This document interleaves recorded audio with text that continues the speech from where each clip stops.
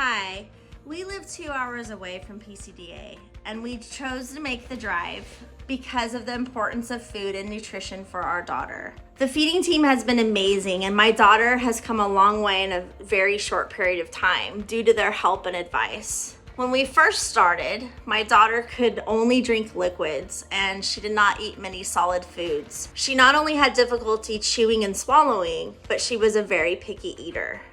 We chose PCDA knowing that her health depended on it.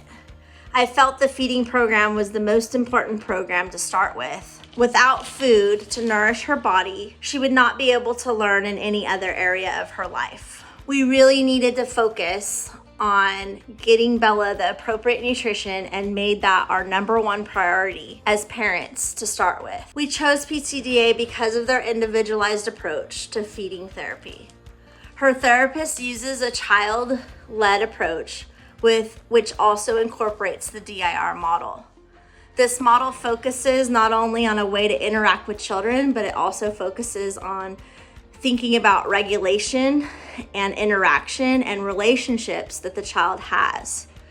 And that was really important when we were looking at programs out there, because I never realized how complex the eating process could be before having a child that was on the spectrum. I chose to make that drive because they had this approach and model, knowing that the feeding team used the child-centered approach to therapy and the DIR model, because that model looks at sensory and motor and emotional components. And that type of method was very important to me as a parent.